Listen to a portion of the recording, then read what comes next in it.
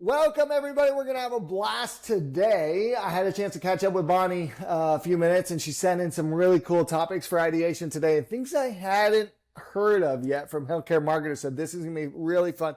Bonnie, where do you live? Where do you work? Hey, yeah. So I live in Little Rock, Arkansas, so the state's capital, and I work for St. Vincent, which is a part of Common Spirit Health, which is a national Catholic healthcare system. I love it. I love it. Yeah. So very mission driven. I assume you've been in healthcare marketing for a long time, right? Long time, longer than I'm going to say on here, but long enough to see lots of changes, and to chuckle through the ones that I don't like and to embrace the ones that I do like. Yes. We've been chuckling and crying all at the same time for the last few years, ever since HHS and all these guidelines started coming down. And we chuckle because we can't keep crying. That's what we do here at Cardinal. And then, you know what? It's been fun. Like all of the new guidelines and the lawsuits and stuff, not the fun part, but it has forced all of us to become so much more innovative. And I can already tell like some of the stuff you're doing. I doubt with you it was brought on by all the recent guidelines, but for a lot of healthcare marketers out there, they had to go get a CRM, online booking tools. They had to find a way to pass back information to ad platforms in a HIPAA compliant way. So like it forced everyone to realize like, oh my gosh, we have to advance what we do and kind of more retailify our marketing. So very cool.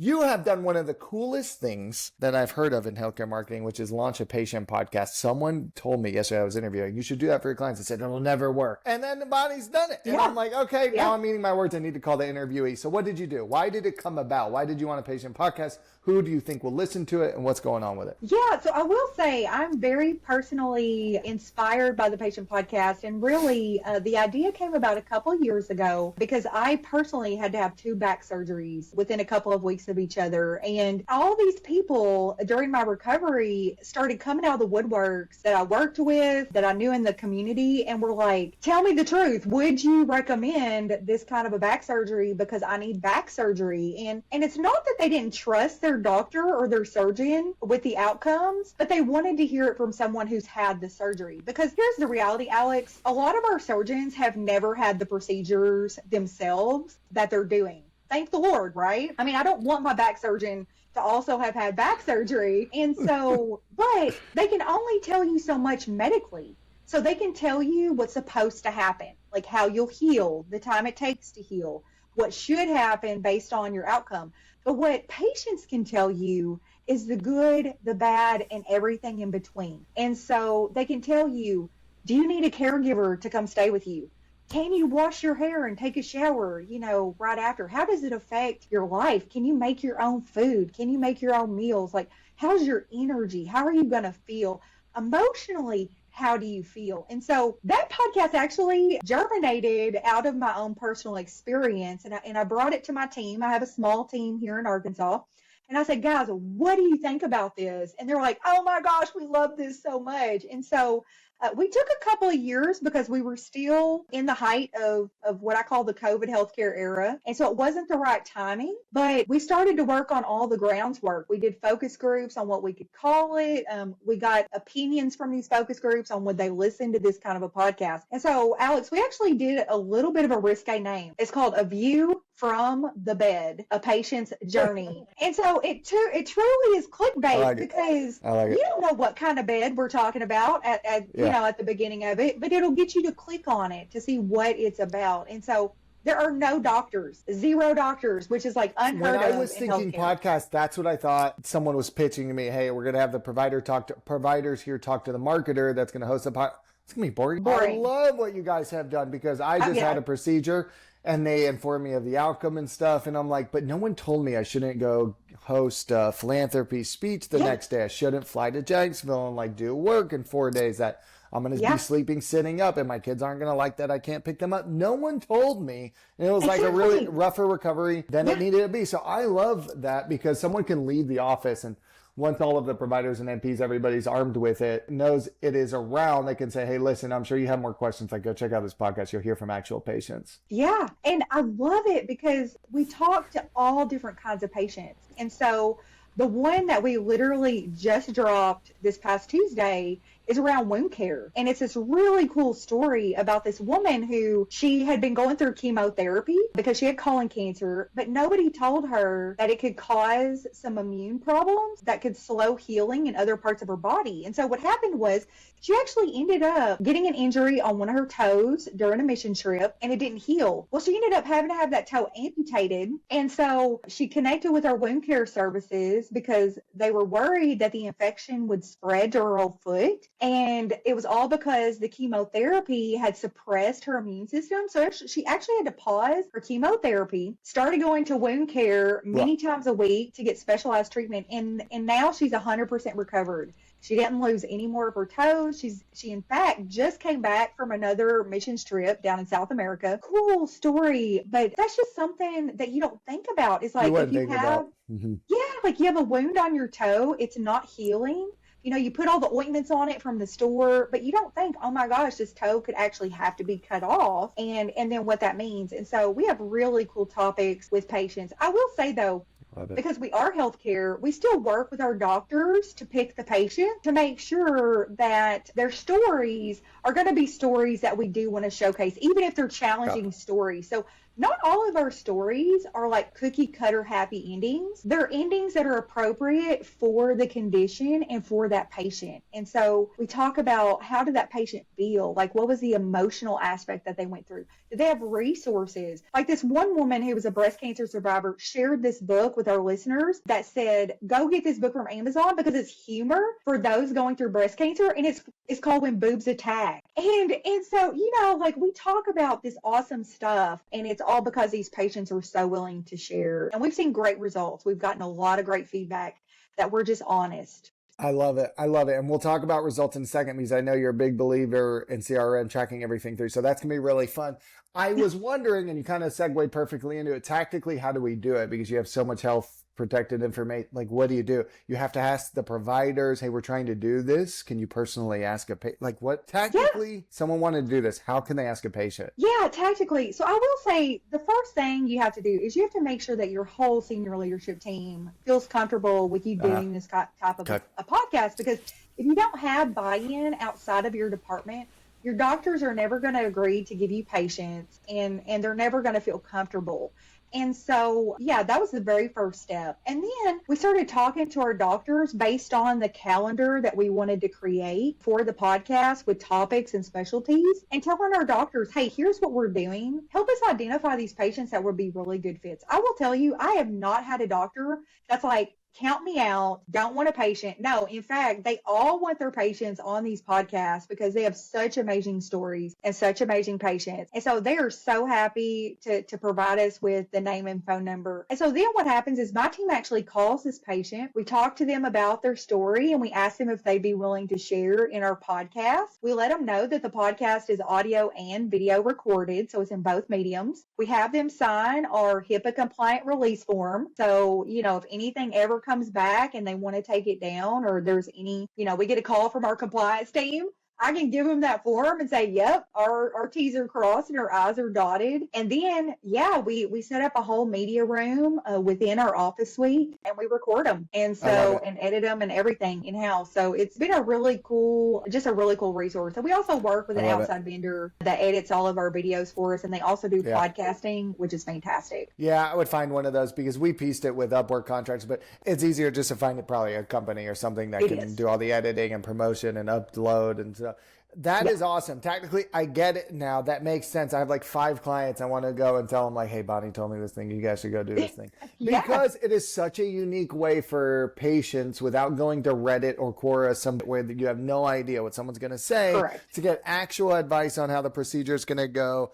I could talk about this for the next 30 minutes. That is so awesome that y'all have done that, because I just run into that issue this year with too many of my procedures. I'm like, dude, they gave me like the standard recovery thing, and now my friends are like, hey, how did that thing go that you did? Because they nobody, it's not that we don't trust the doctors, but we want to hear from another guy or whatever, like, hey man, and what was the recovery rate?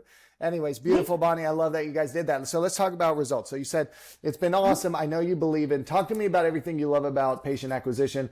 I know you guys are using HealthQuest at HRAs, and then you're tracking all the way through. Talk to me about how you start people off, and then how you track them in your CRM, all that kind of fun stuff. What are you using health quizzes for? Is it certain service lines, or how do you deploy them? Yeah, so obviously we don't do quizzes for everything, but I will say Right. if there's a marketer out there in healthcare that has not jumped on board with an online health quiz, do it. Even if you just launch one for your number one priority service line. So for a lot of healthcare entities, that tends to be cardiology or cardiovascular surgery. That's a real standard one that kind of across the board, your health system, if it's viable, it has heart services, right? And so, we partnered actually with our CRM. And so we use Personify, now known as Personify. And they used to be Virgin Pulse, used to be Tea Leaves, used to be Well Talk, but now they're called Personify. And they now offer online health quizzes, and they've offered them now for a little over a year. They're very cost economical, so check them out. But what it does is it's a short 3-minute quiz that you can take online about what is your risk for heart disease. So it asks you, what's your age, what's your gender, have you been diagnosed with high blood pressure, do you know what your blood pressure is, do you have a family history of high blood pressure, has anyone in your family ever had a heart attack or a stroke, have you had a heart attack or stroke? So it asks you these questions, and literally it takes you 3 minutes to complete. And then what it does is at the end, it says, hey, put your email in here, tell us your name, and we'll send you your results. It'll also pop up a summary of your results on the screen. So if you don't want to give your information, you still get your results. Good. And it's cool. It's like a little gaslight meter like this. And so it's like low risk, high risk. And so it tells you where your little meter is, kind of like an old school gas meter. And then it says, hey, you're at high risk, or hey, you're at low risk. And then it tells you these are 100% customizable endings. So they're high risk. We have a customized, hey, if you have you not seen a cardiologist, this might be a right time for you. And it has links to go find a cardiologist on our website or find one of our clinics nearest you. Or some people don't even have primary care doctors. So it's like, start your journey with a primary care doctor. And so it cross links. The cool thing though, is if people do give you their information, feeds back into your CRM, and then you can track that patient to see, did they come in for cardiovascular services? Did they come in and see a cardiologist? Did they come in for a heart surgery? And the cool thing is so far this fiscal year, Alex, I can track 50 cardiology office visits just to the health quiz, and I can track 17 surgeries, heart surgeries, back to that. And so as a health system, those are dollars in the door, right? And so that tells your senior team, I take that information to the senior team and say, hey, from a marketing perspective, I have driven 50 CV appointments and 17 heart surgeries, which from a contribution standpoint, 17 surgeries has already paid for that health tool like 10 times over. So yeah, it's a really cool tool that you can actually take to your executive suite and say, this made a difference. Can I ask you a couple dumb questions? We don't work with a lot of health systems, so I'm always looking to learn. Mostly for the health quizzes, mostly for high acuity type stuff, I assume, like oncology, cardiology, orthopedic. Is that right? There's no like dermatology health quizzes necessary, or anything like behavioral? Yeah. Like some can be super simple. So like one I have right now is like, does your back hurt? Okay, it does. I mean, I feel like if you're over a certain age, like your back just kind of starts hurting. Yes. It's a does your back hurt? And so it asks you these questions because it identifies, is your back pain normal, or does your back pain might need to be seen? And so there's some for headaches, and you think of, oh gee, I get headaches. Well, how often, And so there's an algorithm, and they're all vetted by providers and by doctors. And so to help guide you in the right direction. So you can do it from infancy all the way through high acuity. I like it. And a second dumb question on that. How do you promote them? Do you look at your PPC, your Google ad campaigns, and you say, hey, listen, I want to run service line ads for cardiology.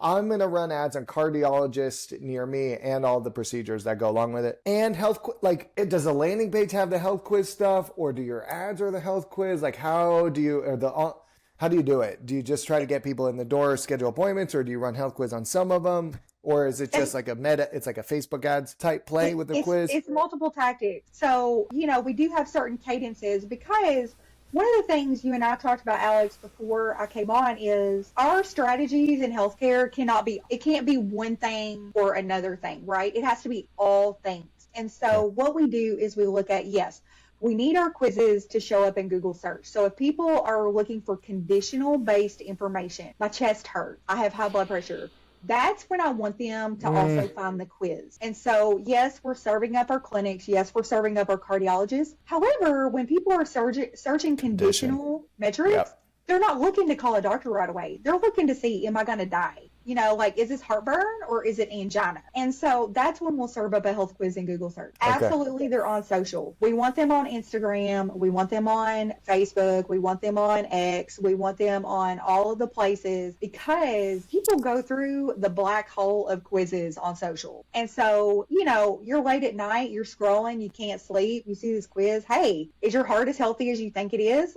You know, let me see. Maybe it's not. Maybe I know my mom had a heart attack a couple years ago. Maybe I know, you know, my grandpa had heart surgery at one point. Yeah, let me go check. The other thing, Alex, is what happened as a result out of COVID is people became very hyper aware of some conditions that started rolling out after COVID. So we saw a higher incidence of younger individuals that were showing heart-related conditions after they had a serious bout of COVID than we ever have before. So people became very hyper aware of, I might need to get my chest hurt checked out. Whereas, you know, before COVID, they might have just thought, oh, I worked out too hard. Oh, I ate that chili dog. You know, my kids are stressing me out, those kinds of things, and not really relate it back to a heart condition. And so people want this information. So put it out on social, put it out in programmatic, put it out in display ads with a fun, catchy headline. You know, is your heart beating fast for all the right reasons? You know, with like a little lovey-dovey image. I love where Bonnie goes with all of her taglines. A view from the bed. Is your heart beating too fast? Yeah, it's like, is it beating fast for the right reasons? You know, is it, you know, and so it's like, is it excitement or angina? Nobody knows. And so, like, take our quiz. And so we just make it very clear what the action is. It's like, and you have take fun our with quiz. it. And you have fun with it. You have fun with it, and then you go to the action. I like it. And that's very cool. Like, guys, I'm wearing a shirt that says the performance journey. This is our, like, patient journey type system that we use. And it's so interesting. Bonnie reinforces kind of what we think, which is PPC is not just for bottom of the funnel, find location, schedule appointment. There are upper and mid funnel terms in there, which is condition based, and you can bid on them without losing your shirt. It's sending them to a quiz, but you have to be able to track all the way through. And that's why Bonnie has her CRM in place and is tracking all the way through. That must have been a huge lift, huge health system. CRM, can it go across service lines? I came in for cardio. I ended up scheduling a derm surgery. Like, it can do, wow. Personified. Yeah, so we can backtrack. Yeah, so what you do is you just set your own parameters for your campaigns, and you can do this with your email marketing, with your postcard marketing, and you know, one of the things, Alex, I said is when you and I were pre-talking about me coming on is what is kind of a misnomer, right, in marketing, especially in healthcare, and you've seen these health systems move to digital-only tactics. Yeah. And what I would say is don't do that. Do not look past the power of some traditional mediums, especially direct mail. Because the reality is so many things are digital nowadays that when you get mail, it's almost like, oh my God, I got something in the mailbox. And so mail is actually very effective. Now, granted, I'm coming from Arkansas. You know, Arkansas, there are areas, I'm in the metropolis area, but there are areas outside of Arkansas that we have to use direct mail because it's still very internet poor. You know, we have some farming communities that you still have to go up to the mailbox by the highway to get a text message. So we need direct mail and other tactics to reach those individuals. And so that's where I say, if you come from systems, especially in healthcare, that you have rural communities that you serve, which no matter what state you're coming from, you're going to have rural communities, right? Add traditional tactics in, and that's where your CRM can still service you, because our postcard campaigns here in Arkansas, I have quite a few campaigns that we run. They're high performers. I mean, they bring in, and I can track thousands of patients each fiscal year. Let's talk more about it, because any channel can be done well or it can be done poorly. People are going to hear direct mail, and then I'm afraid they're going to go do it really poorly. By the way, later today, I'm going to drive my tractor up to the mailbox and check my text messages. I can't wait to tell my wife that's what I'm doing out there. All right, direct mail. So what do you use it? Service line. When do you use it? Is it reactivation? Hey, you took the quiz. I know your heart sucks. Come in. Like what? Or is it an awareness thing? CHI is here. Tell us how you use it and how you track it. Yeah. So All of the above. So what we do too is we identify individuals through our CRM. They're at high risk of having a heart-related event. I'm going to stay on the heart track for this one, but it can be done with any specialty. I have a heart thing, so I'm with you. We have campaigns for weight loss surgery. We have campaigns for emergency services. We have campaigns for new movers. New movers is amazing because it's purely new patients that come into your system. And so if you're looking to build new patients, get a new mover campaign going. But here is the trick. You have to have a direct mail piece. I'm not talking about an envelope and a letter. Nobody wants to see that. You need to think of something that's out of the box that's going to stand out that they don't have to open when they go to the mailbox. So what we do a lot of times here in Arkansas is we do oversized, very cool postcards that catch your attention, have catchy headlines that really let you know from the get-go, very little text except what you need to know about what we want you to know. So it's like, hey, how's your heart feeling today? Did you know we just opened a clinic 10 miles down the road, and we have a picture of the doctor, and we make sure that picture of that doctor looks nice and they look inviting. You know, they're not one of those that's like, look scary, because I'll be honest, some of our doctors look kind of scary.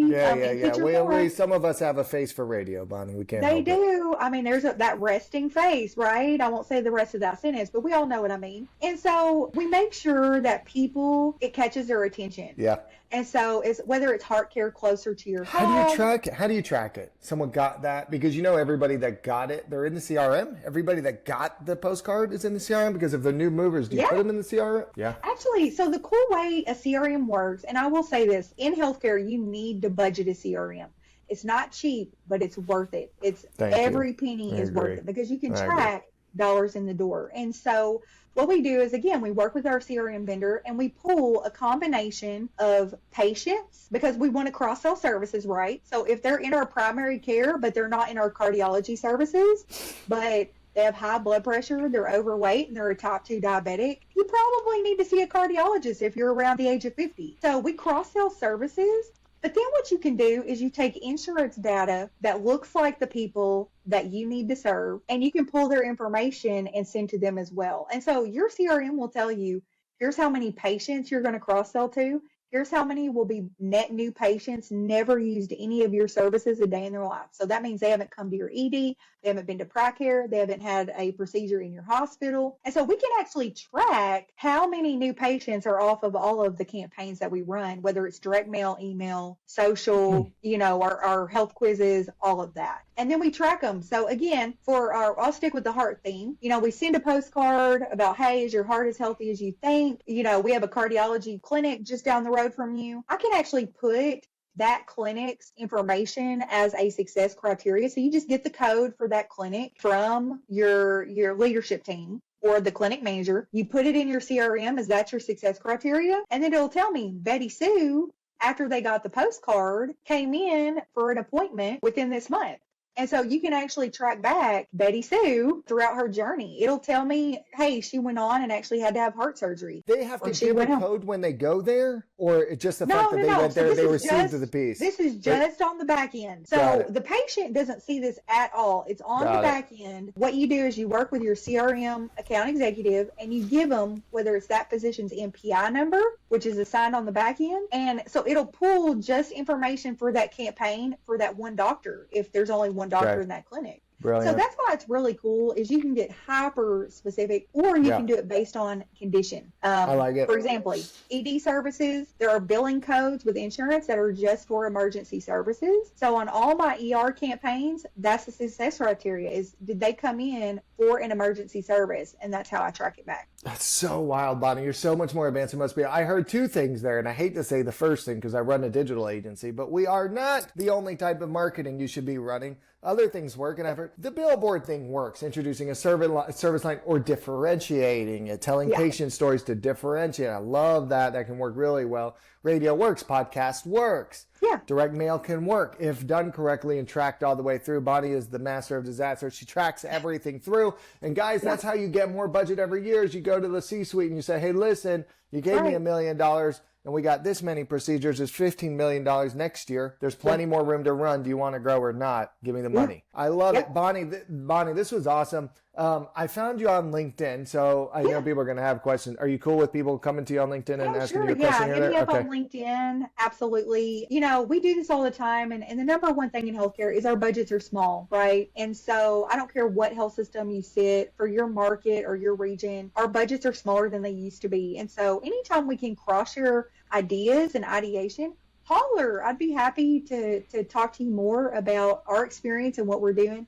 We're doing great things here at the health system here in Arkansas. I continue to expect as we move into the new fiscal year here in just, weeks, that we're going to continue to do even more cool, innovative things. But the bottom line, Alex, is we have to stop thinking about healthcare marketing as healthcare marketers. We have to think about healthcare marketing as retail marketers, because these millennials that are now aged into the health system, they want to experience healthcare and be discussed and talked to like they're shopping for shoes. So you have to think about it in those ways. And so get partners with you, do brainstorming ideations, listen to podcasts like this to get good ideas. And so reach out. Let's talk about it. Let's keep the conversation Community is going. important. Are you going to Shishmid later this year in October? Yeah, Shishmid. We'll see you there at the Gaylord. See you there. And also, too, I speak at conferences all over. So, hey, watch out for me. I'm at all the healthcare conferences usually, and hoping to speak at the next Physician and Strategy Summit in April of next year. I was just there speaking back in April. It was in Vegas. Oh, HCIC? No. HCIC will be in Austin. Okay, no. What is HMPS? That's the one our team was at. HMPS, yep. Oh, yep. all right, So cool. I Our was team in was Vegas. at. All right, guys, look out for Bonnie. She's also going to speak at Scaling Up, the Cardinal's virtual conference. That's going to be later this year. She hasn't gotten the invite yet. She's about to, but she loves it. And so this was one of the most innovative, forward-thinking, and fun conversations we've had on Ignite, guys. Go find Bonnie. If not at a conference, please hit her up. We've got to share. Budgets are smaller. We've got to squeeze more from less. So she's here to help. And thank you so much, Bonnie.